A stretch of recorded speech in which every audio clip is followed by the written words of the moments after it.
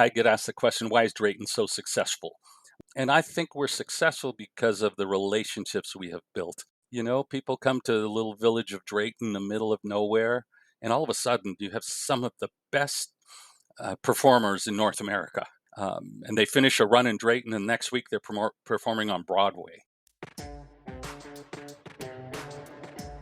Today, we're talking to Alex Mustakas, the founder and CEO of Drayton Entertainment, one of Canada's most successful theatre companies. Back in 1991, Alex took a single, very small-town stage in Little Drayton, Ontario, and turned it into a not-for-profit powerhouse that now operates 7 theatres, employs hundreds of artists and staff, and welcomes over 250,000 theatergoers each year, and growing. We've been to a few Drayton shows now with both our parents and our kids, and have been completely blown away by the experience. The energy, the talent, the attention to detail, it's honestly world class. And after meeting Alex, it all made perfect sense.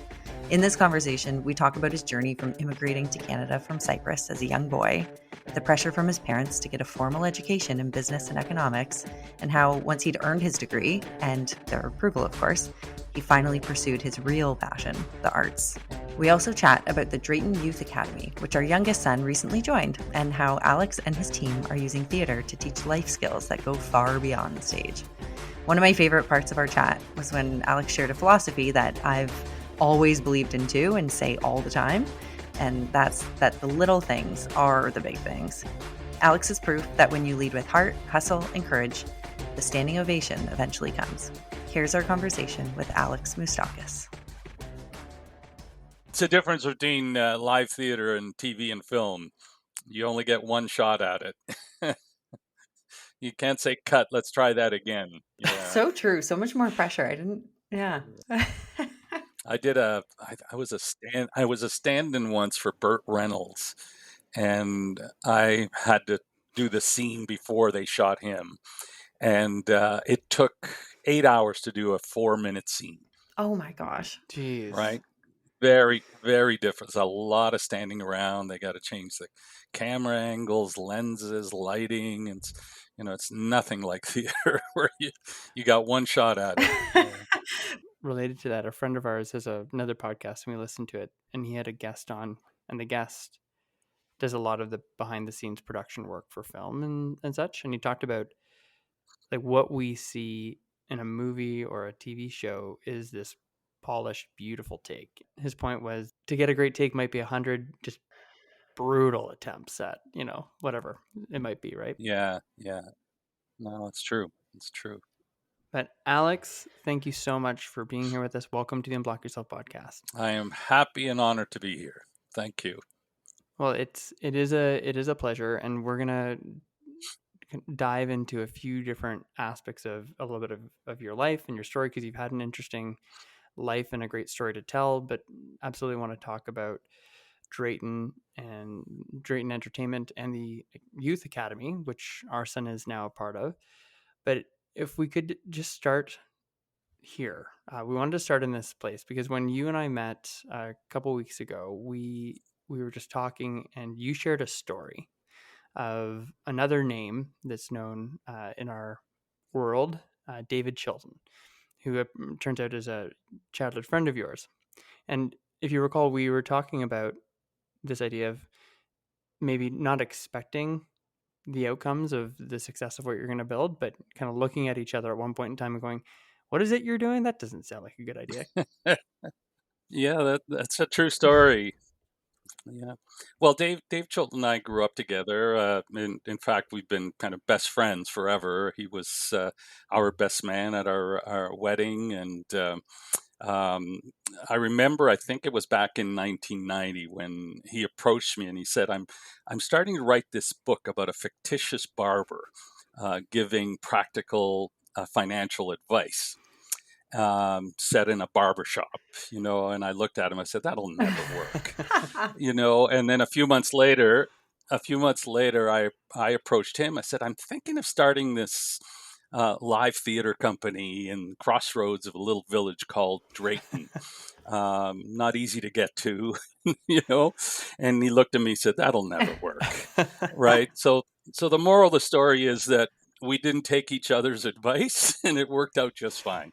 Even though he has become the wealthy barber, and I'm in live Yeah. theater, so but we have supported each other along the way, and it was just great to see each other's journey, and very proud of him. I know he's got uh, a redo of the Wealthy Hmm. Barber that's coming out very Oh soon, wow. actually, kind of bringing, because I think he wrote it now 35 years ago, and a lot has changed in the financial world. So we're anxious to see his new book. Very Yeah, cool. absolutely. I think there's something to that too, that our friends can be our biggest fans, but can't always tell our futures, right? So you got to be really thoughtful about where you get your advice from and your feedback from, for sure. Yeah, absolutely. I think, I think Dave, and in his early book as well, he talked about entrepreneurship. Hmm. At least try. Yeah. If it's something that really interests you, give it a shot. What could go wrong? So you can learn from failure for sure, right? More so than success. And we kind of took each other's advice that way. And once we said we were going to do it, then we supported each other, and it kind of turned out okay. Yeah. I'd say for both of you, for sure. I love that. So, Alex, it'd be great to back up just a little bit. We did a bit of Yeah. reading and research, and so we know that you had moved to Canada. I think when you were 6 from Cyprus, I believe. Yeah, Yeah. Yeah. it'd be great Yeah. to maybe just hear a bit about like your upbringing and how it maybe shaped like your drive and perspective on success. Yeah, I mean, being a new immigrant to Canada, obviously, if I'm ever having a bad day, I think of my parents in their 30s, 3 kids. They spoke only a little English. They got on a ship from Cyprus and basically in the Middle East. It was an 11-day trip. Landed in Halifax. Again, 3 kids, one crate of belongings, and wanted to start a new life, but and most of that was really for their kids. They wanted a better life for their kids. They wanted them educated, and that's really where it all happened. And part of what you're left with there is a little bit of guilt, right? You Hmm. want to Hmm. achieve, you want to work hard because of what they went through. And I think that's kind of shaped me along Hmm. the way, probably to a fault, where now I'm, all really concerned about is my kids and where they end up, right? Sure. Because I remember late in their lives too, we would say to them, "Look, your kids have grown up. We're fine. You guys should spend some money, go on trips." No, no, we can't do it. And the thick Yeah. Greek accents. No, no, we can't. And now, to a fault, I'm a little bit like that as well, right? Interesting. So we're products of our environment, and it was all about hard work. We didn't have a lot growing up, but it was kind of the immigrant mentality. Hmm. We worked very hard, and that kind of set us up for the future, I think. Yeah, and I think you studied because you studied business, and I think your parents were they not on board with the arts, or maybe talk a bit about that because you went to business and then kind of switched to art. So I'd love to just hear about that. Yeah, yeah. Well, again, I think it was the pressure of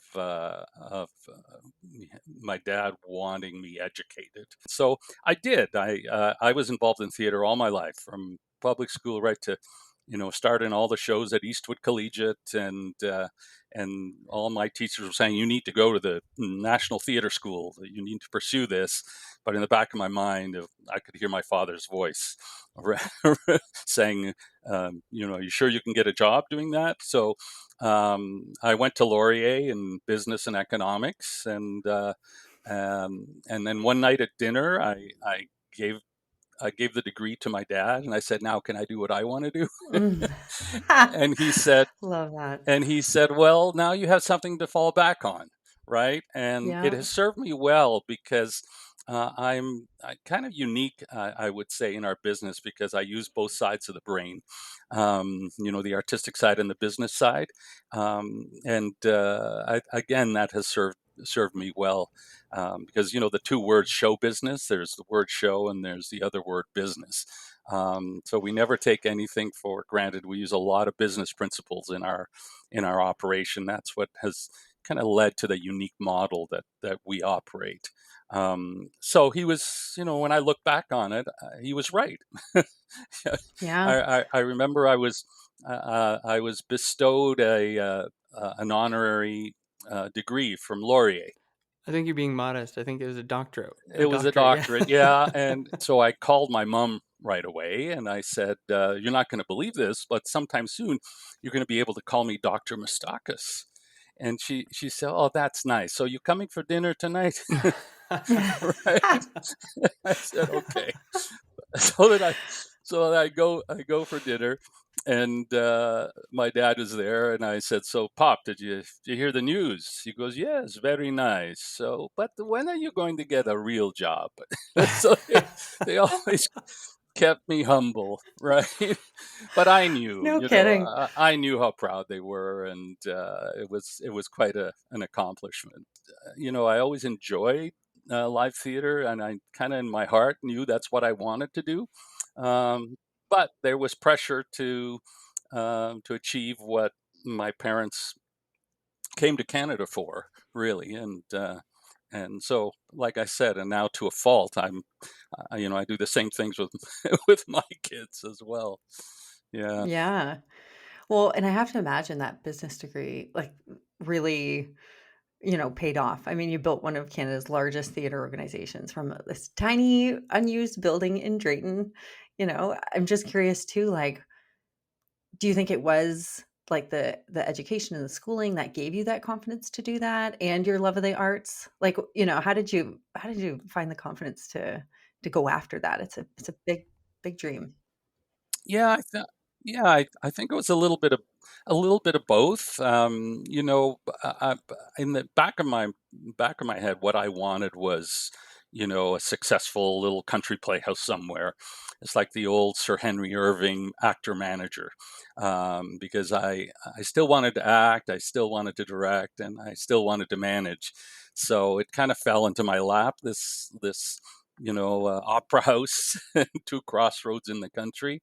So they were kind of mini goals. It wasn't, I never thought, well, you know what, 30 years from now, we're going to be operating seven theaters and we're going from 14,000 ticket sales to Yeah. 250,000. That was never part of the dream. It was just to have a successful playhouse, basically. And then once that was achieved, then I thought, well, maybe we can do this somewhere else. Maybe we can replicate this somewhere else. And then the business side of it was the amortization of pre-production costs. I don't know if you've ever been involved in live theater, but whether you have hold one performance Hmm. or 100 Mm. performances, the pre-production costs are the same. You have to hire actors, you have to costume them, you have to build props and sets, you have to rehearse, etc. Right? So it became the ability to amortize all those pre-production costs over multiple spaces, and in essence, created our own subsidy, as we've never been subsidized by any provincial or federal arts council. There was a guy called Danny Newman who, in the '60s, came up with this idea of subscription sales. He created this book called Subscribe Now. If you buy more than one show, you get a discount. Well, they were doing that in the 1800s in Manchester, England. So it's just kind of reinventing it. If you ask Dave Chilton where he got his idea about his book, he says, "Well, I read it somewhere," you know, Yeah. and just made it his own with his own twist. Yeah, I'm listening to a book called Steal Like an Artist right now, and same idea, right? Right. So you're kind of getting at this a bit, Alex. Drayton Entertainment. We're sitting here today, and we're talking about an organization that has 400 people. It operates seven theaters, 250,000 ticket sales. But that, as you were already saying, that's not where you started. So let's talk a little bit about just where it came from and when you started, what you were trying to achieve with Drayton, and maybe you can touch on what you're trying to achieve with it today. or what Drayton itself, because it's definitely bigger than you, what Drayton is trying to achieve. It's interesting. I know it's been now 36 years, but the goals are still the same. It is to have affordable, accessible live theater for as many people as possible. I'm one who believes if theater happens in the forest and nobody sees it, did it actually happen? So it's always been our goal to be accessible. It has grown. The mandate has grown a little bit over the years. Originally, it was comedies and musicals, and now we produce some heavy duty dramas and whodunits and that kind of programming. And part of that is to stretch not only ourselves as a company, our marketing department, but to stretch our audience and introduce theater to a new audience as well. So I get asked the question, why is Drayton so successful? Well, I say I equate it to my favorite restaurant. Why do I go? The food is good. It's reasonably priced. Great service. The mood is nice. The washrooms are clean. Just it's just the little things that sometimes we forget, and we overthink it. But it's about a great product at a great price, great customer service, and and I think we're successful because of the relationships we have built over the years. But then have a great product that they're going to like and talk about. People come to the little village of Drayton in the middle of nowhere, and all of a sudden you have some of the best performers in North America. And they finish a run in Drayton, and next week they're performing on Broadway. That becomes marketing in itself. People leave and they call somebody, or it's at the water fountain the next day to go, you're not going to believe the quality of this thing I saw. I didn't expect it in this little village or in this little playhouse, Mm-hmm. right? So it's just Right. so I haven't really strayed from that. And every year we have a volunteer board of directors, and we talk about ticket prices and it comes up all the time. We want to stay accessible to as many people as possible, and that's what it's about. Right? Like for me, when I go back to see a show and I'm standing at the back of the auditorium, I spend a lot of time observing the audience more so than the show. But when I see empty seats, I've never in all these years thought lost revenue. I've always thought lost experience. I go, oh my God, people are missing out on this. Right? And when you believe in your product that much, it helps, right? And it helps sell it. And I've surrounded myself with a lot of people that feel the same way. They love. They're not obligated to go to an opening night, but they show up for an opening night because they're part of it, and that's what it's about. You build healthy relationships, and it builds transactions. Economic transactions. This conversation about building relationships is a really, really important one. And how, in your mind, do you build those relationships when you're operating the small theater in Drayton and you're just getting started? Because what is that? Like, what is that act of building relationship mean in the context of being an entrepreneur and starting down a path? If you want to start something and it's about building relationships, what does that mean and how do you do it? Well, to this day, I still pay tribute to that handful of people from that small community um, who agreed that reviving that opera house that had been in a time capsule probably for 40 years was a good idea. Can we create another Stratford Festival? Can we create another Blythe Festival? And so on. And it was the right people at the right time who believed in the journey. uh, that community grew with us as well. 36 years later, some of them today are making show recommendations because they've learned something about theater, right? But it was to surround yourself with the right people who believed in what theater can do, and I still have three or four of those original board members are still on our volunteer board of directors 36 years later, which tells you something. So that's what I mean about healthy relationships, and then that extended. outside of that community. But it was scary in the early days. Like there were people saying, "So we're going to do the same show more than one night? you know, Yeah.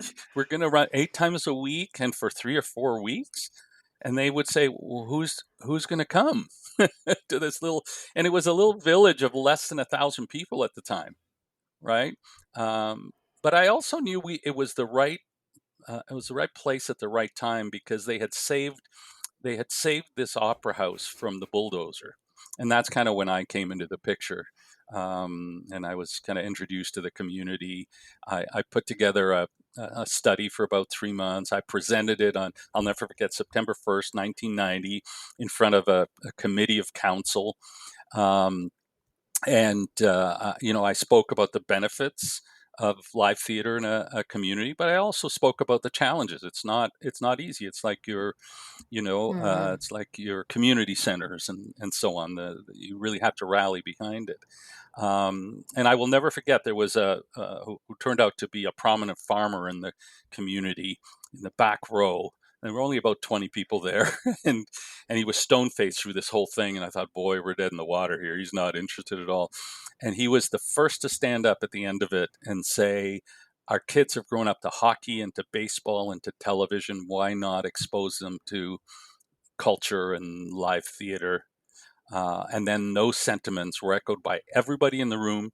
Then they took their checkbooks out and said, "How can we help?" And that's the moment I knew we were at the right place at the right time. One of the things the Opera House didn't have in that first year is air conditioning, and I thought, boy, this is the second floor of this building. People are going to boil; they're never coming back. So the municipality lent us the money, and we put in air conditioning, and within a year and a half, we paid it back. Right, so that's the kind of partnership that happened. So it was really the right people at the right time, and we've been able to maintain a lot of those relationships over the years. I think we were just having a conversation yesterday with somebody who's an entrepreneur starting in his journey and talked about wanting to really be careful about coming across as salesy. Like you gotta sell your stuff, but this notion of selling. Mhm. And you're talking about something here where you just have this belief and looking at those empty seats and not saying, gosh, there's the missed revenue or worrying about where the ticket sales are coming from, but looking at it through this lens of like people have got to get here. This is going to be an amazing experience for them. And I think it's such a powerful reframe that for you as the person who's creating this experience, to you it's not about how do we get to $1 million in revenue or 20,000 tickets sold. It's I've got an amazing thing here. Like people have got to come and check this out, and it's a I think an entirely different reframe that is so easy to miss. Yeah, yeah, we're selling an experience, but really you're selling something you believe in and that is going to be important in so many different levels, and that's a huge difference. I think it's not, how many of these things can I sell to make a profit? We're still a registered charity, what we call a not-for-profit. Doesn't mean you can't show a profit at the end of the year, but it's reinvested in the company and has been for years and years and years. We've been fortunate as an arts organization. We have never in 36 years had a deficit, which is extraordinary. And we've done it all ourselves. Again, there's been no Arts Council subsidy whatsoever. Is that common? No, no. No, it actually hurt us during the pandemic when the world shut down, because the government eventually said we need to help artists and arts organizations. So they reached out to the arts councils and said, "Here's some money, help out the arts organizations." Well, we got shut out because we were never a client. So all the arts council did was give it to their clients. I see. So we had to think quick. What do we do about that? So you know what we did? We went to our stakeholders, and that was our audience that have been with us for so long. They didn't want us to fail, so they helped us. We took our 50-50 that we do during a performance. We took it online, and in about 14 months, we raised over $1 million. that means we gave away $1 million, Right. right? Yeah, of And course. we would never have got that kind of distribution from the Arts Council, not even close. So that's what I mean about relationship. These were individuals who wanted to help us, wanted to make sure that we get through it, and we did, and we're stronger. That speaks volumes to the community you've built. And I've lived in KW for, well, since I was about 5. And so I'm actually embarrassed to admit that my first Drayton show was last year. I went to a Christmas Carol, Oh, the Panto. yeah. It actually blew my mind. So there's others. We went to see Mean Girls now, but I couldn't get over the quality of entertainment, kind of what you were saying, like, and for the price that it is, and it's crazy. It just blew my mind. It's incredible. It is. It is what I consider it. It's world class. I think it can. Some of our productions can be on any stage anywhere in the world. We did a production of Evita this summer in Grand Bend, and I had two friends of mine that came up from New York. They're theater producers in New York. They could not say enough about it. They said this show can be on Broadway. But part of it too is that it's the whole front of house situation. It's the kind of unsung heroes. You don't see them performing. You don't hear them playing music, but it's the rest of the team. It's those that work behind the scenes to make the magic work.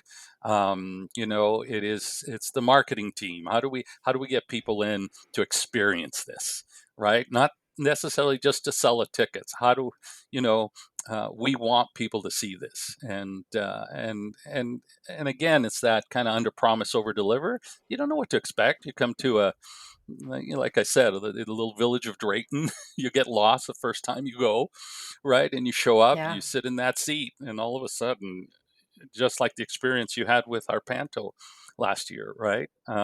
Which has become an extraordinary event, by the way. We have 3 generations that are coming to this. We have grandparents, parents, and kids all sharing the live experience. And I know my board sometimes says, "Well, those kids are going to be our future audience." I go, Yeah. "Yes, 30 years from now, I'm really interested in their young parents, bringing them who've had their first Yeah. live theater experience, and then all of a sudden, you know what? They're going to go see Witness for the Prosecution without the kids." So it worked. You see? Yeah, there you go. You can take the story to your board, actually, Alex. And true to form, it was my parents that bought the tickets to go and see the Panto. And Yeah. like Whitney said, we were not excited at the notion of going to a Yeah. Panto Sure. from the outset, because we thought, oh, it'll probably be fun for the kids. It'll be cute. Again, Right. we had no Right. context, and Yeah. anyone who listens to this is not a we're not just doing this to be nice. Yeah. It's a genuine, you've got to go. And it's true. We just have to get them in the door the first time, and they will have the experience that you had last Christmas. That's the secret to the success, right? Hey there, quick pause and we'll get right back to the show. In January, we launched Unblock Yourself, a program designed to help people take action on an idea or a professional change that they're looking to make. Since then, we've run 3 groups. Unblockers have launched new businesses or side hustles, they've changed careers and launched initiatives to power social change. If I'm honest, we wanted it to be good, but it's been even more powerful than we could have ever imagined. Our next group kicks off in January, where we'll be helping another group of people start the new year strong and in action. If anything I said excites you or scares you, it might be what you're looking for. Learn more at vienna-waits.com/unblockyourself or email us at unblockyourself@vienna-waits.com. All right, back to the show. Having a passion for the arts and maybe wanting to pursue arts versus having a passion for arts and saying I'm going to start a theater company are two very different things. Two very different things. And you've talked a little bit about the founding of it, but could you talk maybe about just a challenge or two? And if you can think of a story or two or an example or two just to share of what is something that you bumped up against that maybe would have felt insurmountable, but you overcame it. Yeah. I think the biggest thing is time.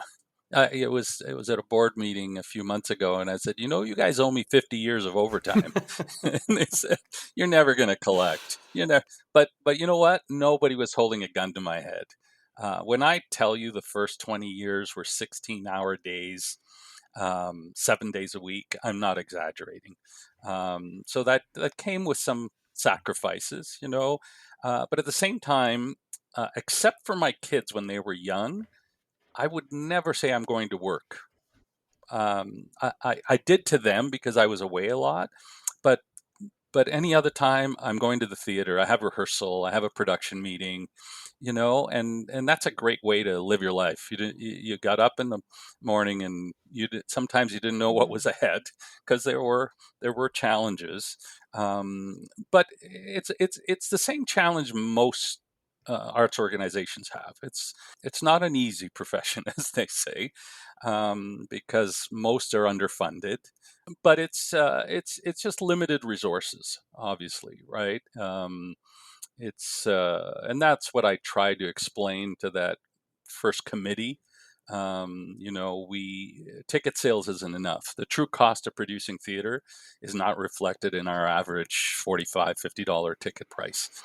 It just isn't. The late Ed Mervish used to say you need at least 1,000 to 1,500 seats, and this was 30 years ago, and you need to be charging $100 a seat to even think about breaking even, right? 95. I just read an article about Broadway, and 95% of the shows that opened last year lost money. They didn't recoup their investment. Right, so that's the biggest challenge. So you have to be creative. It's not just selling tickets, but there's corporate sponsors, there's membership. We have over 3,000 individuals who contribute on a yearly basis. There's never a dull moment in our world. So, Alex, there's, I think, a number of people that listen to this podcast that maybe have something that they want to do, but they're not doing it. Maybe they have that, that business, they're in business, but they actually want to be in the arts and they're just not making that leap, or, want to take on something entrepreneurial or do something different with their lives. What would be a piece of advice that you would give someone who maybe feels a bit blocked or stuck in life? Yeah. Well, whatever you decide to do, you have to work hard.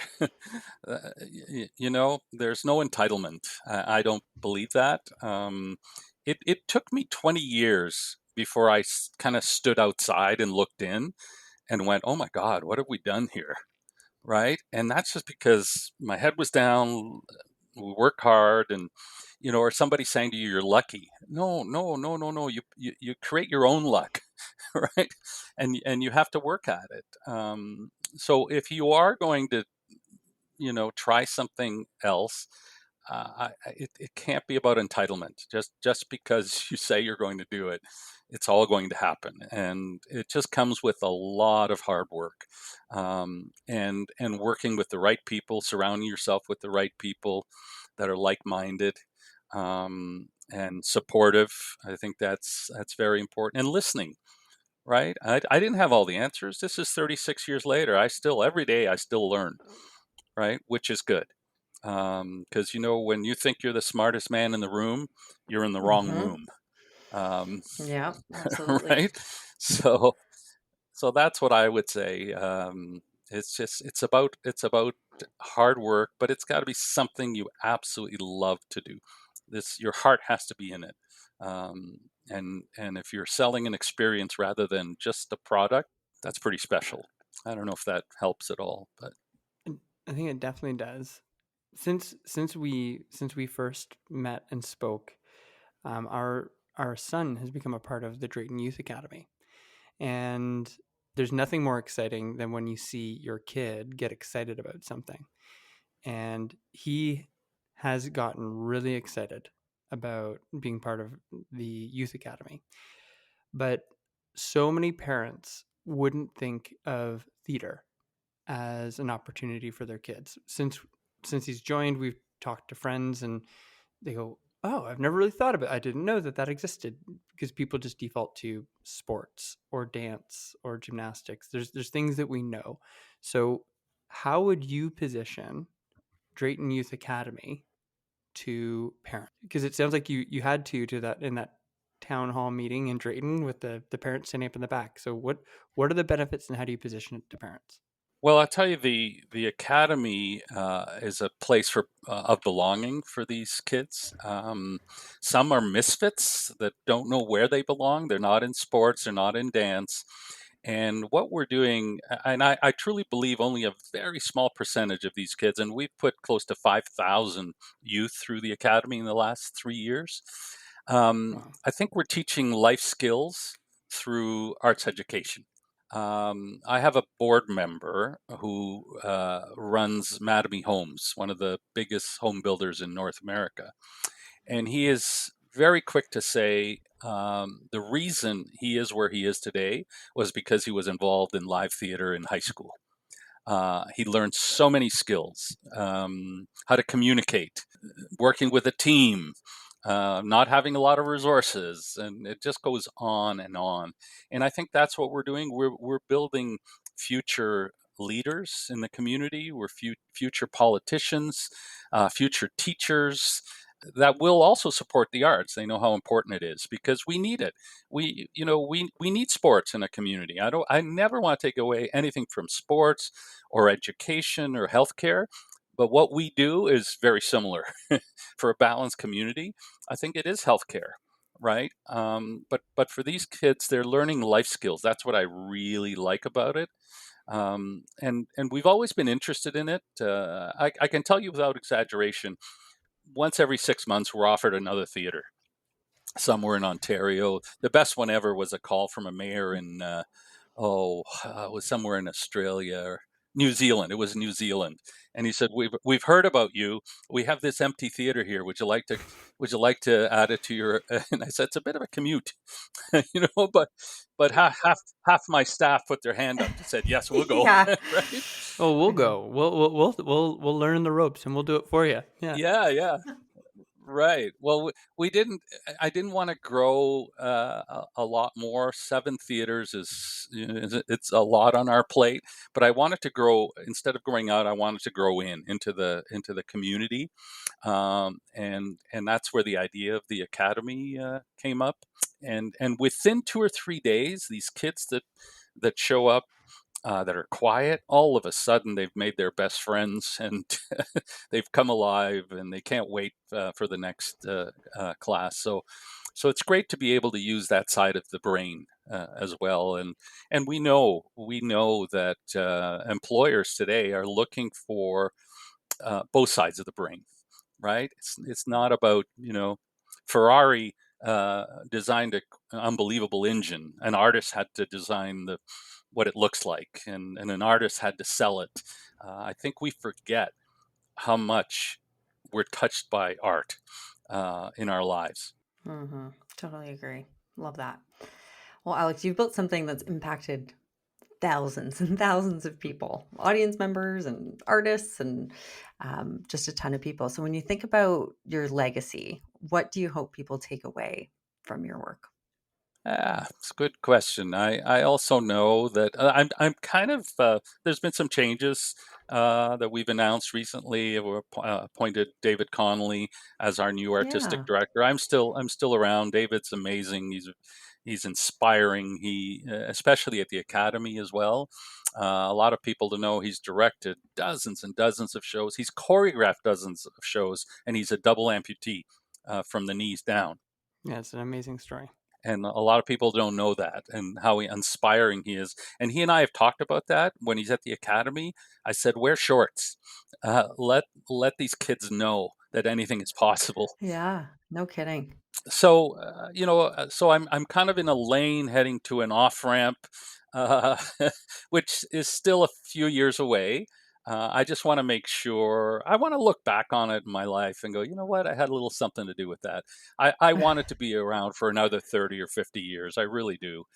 The legacy for me is that it has a long life.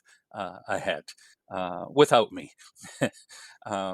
Everybody says, "Oh, you'll never leave this." Well, at some point, a younger generation needs to take over, and programming will be different. We have an older audience that's aging out a little bit right now, so that's why we do shows like the Pantos and getting young families in, and some of the family programming that we do is trying to build. We're not, it's this Yeah. this is about, like the academy, it's about generational change, right? It's we're thinking 20 years ahead, not today and not tomorrow. And I think that's really important. So the legacy for me will be that the organization is here for a long, Sure. long time. That's because I know people will forget, and that's okay. I'm okay with that. But I don't want them to forget about the theater itself. I think there's something to that, Alex. That y- the spirit of generosity that you just have shown in this conversation for creating these experiences and bringing people in, that now is the DNA of Drayton. And like you said, whether you're there or not, there's an idea for the people that are there of what it needs to be. And to see that continue, I think will be your legacy. But we hope that Yeah. that's still years and Yeah. years and years away, and we'll continue to Yeah. be fans. We'll continue to be fans, and we're excited to see Maxwell on stage too. Um, Final question for Yeah. you before we close things out, Alex, is just, you shared so much in this conversation, and curious if you would have, for anyone listening, either a book or a podcast or resource, something that would be a recommendation to others, something to check out that has had an impact on you. Well, if it's about financial planning, I recommend The Wealthy Barber and The Wealthy Barber 2 for sure. That's a political paid He's got you. announcement. He must have you on payroll. Yeah. We'll accept his donation anytime. But the book I kept on my desk for a long time was called "If It Ain't Broke, Break It." Just because it's working doesn't mean it can't work better, or you have new ideas. And I'm always observing too, right? If you come to any of our theaters right now, we have these shelves in the lobby that are numbered, and they're for pre-ordering because you only have 15 minutes to serve people at the bar. So it's and so now you can Mm. pre-order. You go to your number, your drink will be there, right? Well, I didn't make that up. I saw it when I studied in England. That was the first theater I went to. I went up to the bartender. I said, "What are those numbers?" And he goes, "Well, you can pre-order drinks." And I brought it to Canada, Yeah. right? So, We need to do uh, that. you know, so yeah, if it ain't broke, break it. It's just constantly thinking, how can we make this better? How can this experience be better, right? And some things do work really well. Like if you go to Drayton, for 36 years, there's always somebody at the front door from the community, either a member of council or a volunteer who literally welcomes people, says, "Thank you for coming," right? And who else does that other than Walmart? But we mean it. You know, it's just Yeah. right. So it's just those little things. Like you drive up to Drayton and you're just there, just in time, and it's raining, and that volunteer goes out and says, "Here, let me park your car. Don't miss curtain. Here's an umbrella to get into the theater." It's just the little things. I don't know if I told you the story. We were finishing a production of the Buddy Holly story. Okay, and the last 20 minutes are a huge rock and roll concert. You raise the roof of the place. It's unbelievable. And this was in Drayton. And I was down in the lobby, and these two elderly women came out of the washroom, and they looked at me and said, "Oh, Alex, that's amazing." I said, "Oh, you like the show?" They said, "No, the fresh flowers in the bathroom.